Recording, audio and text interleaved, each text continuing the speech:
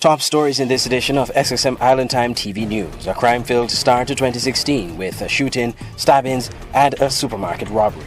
Members of Parliament tour the Dr. A.C. Wathy cruise and cargo facility. And UP leader making bold predictions for 2016. I'm Andre Huey. Happy 2016 and welcome to this, the first edition of SXMIslandtime TV News. A recap of some of the top stories making the news this past week in St. Martin. Not the best way to start the year, but a number of criminal incidents occurred in St. Martin in the first week of 2016, including a shooting and stabbing incident on 80 Illage Road on the New Year's Day. We recap this and other incidents. The first incident occurred on New Year's Day at around 11 a.m. The police department received a report about a brawl involving a number of persons in the vicinity of Francis Bar on the 80 Illage Road. A caller told police that numerous gunshots were fired and that several persons stabbed.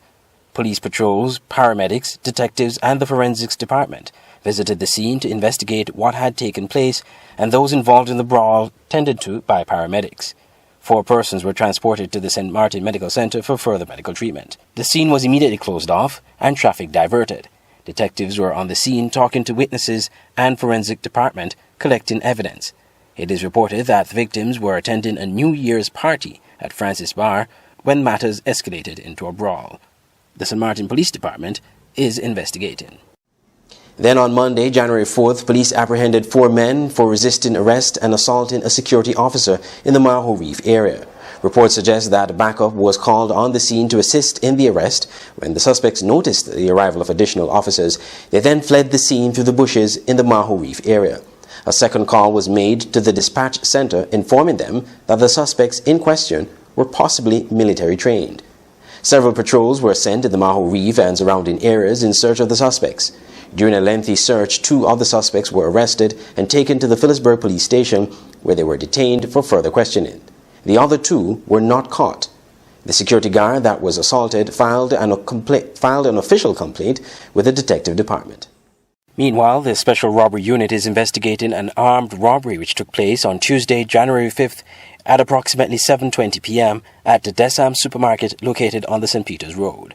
The call came into the emergency dispatch informing that an unknown man armed with a handgun had entered the establishment and grabbed the cashier by her blouse. He then threatened to use his weapon if she did not cooperate. The robber forced the cashier to open the cash register, at which time he took out an undisclosed amount of cash. The suspect then fled the scene. A search of the area was done by the investigating officers. However, no suspect in this case has yet been arrested. The police are asking anyone in the community of St. Peter's who have information regarding this armed robbery to call them at 5422222 or the tip line at 9300. The father of a deceased 7-month-old baby who died after being attacked by a dog is filing an official complaint of negligence against the grandparents who were responsible for the child at the time of the incident. The baby, with initials AH, died on Sunday, January 3, at the St. Martin Medical Centre from wounds sustained during a vicious attack by an American bulldog at the home of grandparents. The investigation is still ongoing and witnesses are being questioned. No one has been arrested thus far in this case. The body of the child has been released to the family for burial. Reports are that when all witnesses have been questioned and other reports have been turned in, the Public Prosecutor's Office will review the case and decide what further steps will be taken.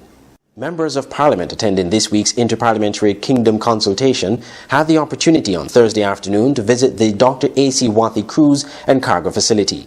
After visiting the Seven Seas water desalination plant, the delegation of MPs from the Netherlands, Aruba, Curaçao and St. Martin gathered at the cruise terminal building, which overlooks the cruise piers and Great Bay, where CEO of Port St. Martin, Mark Mingo, gave a brief overview of port operations.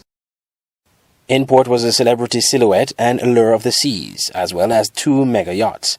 This provided an opportunity to see cruise operations under where the thousands of passengers and crew were moving around, either heading back to the ship or patronizing one of the gift stores at the port or making use of the internet Wi-Fi services.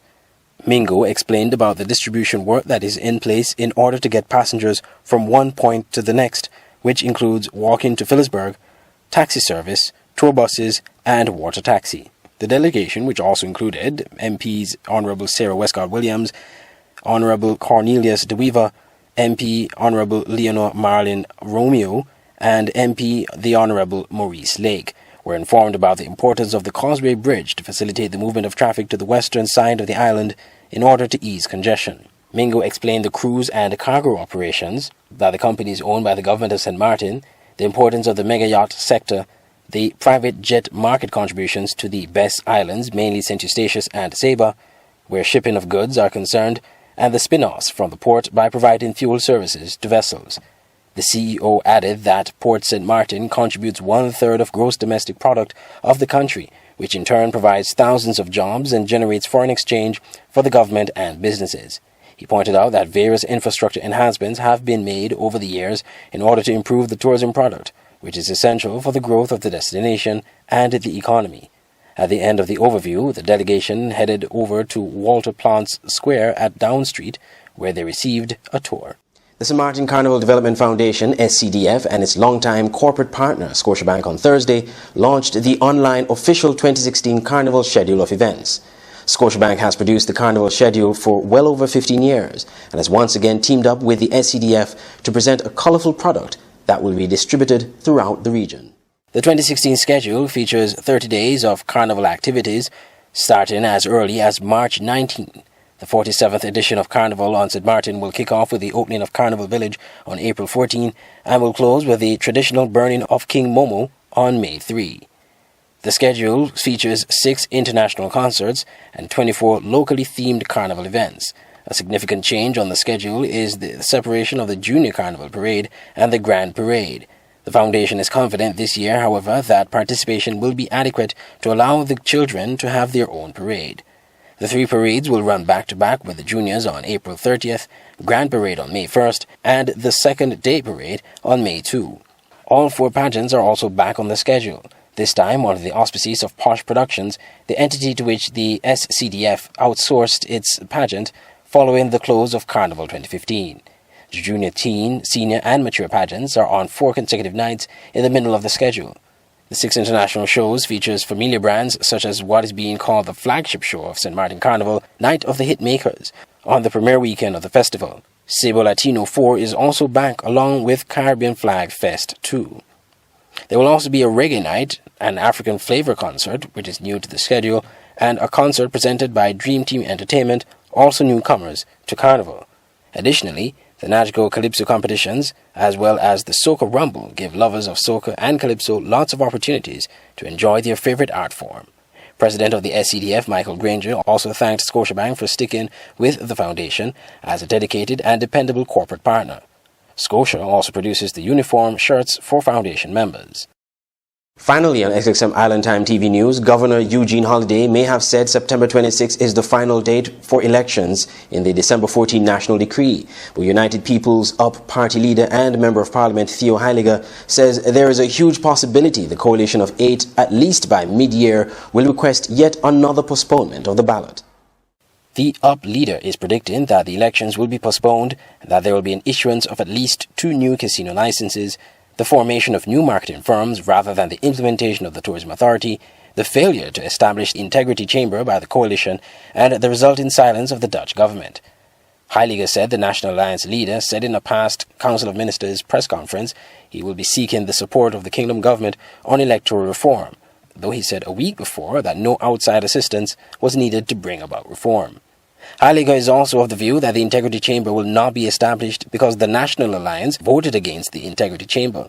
The DP will forget about its integrity campaign. The matter will go dead after all the threats to St. Martin's autonomy, said Heiliger. The UP leader said the need to stimulate economic activity and revenue will be reasons for the 2 new casino licenses and that there will be no effort by government to end short-term contracts. He said the much-talked-about St. Martin Tourism Authority will not come off the ground, but rather new marketing firms will be contracted without private sector involvement. Tourism will continue to suffer, and the people of St. Martin, by extension, Heiliger said. Fresh elections are slated for September 26, 2016, in St. Martin. To end this edition of SXM Island Time TV News, a look again at the headlines. A crime-filled start to 2016 with shootings, stabbings and a supermarket robbery. And MPs tour the Dr. A.C. Wathy cruise and cargo facility. I'm Andre Huey and this has been the first edition of SXM Island Time TV News. Join us next week for another edition. Thank you for watching and do have a pleasant day.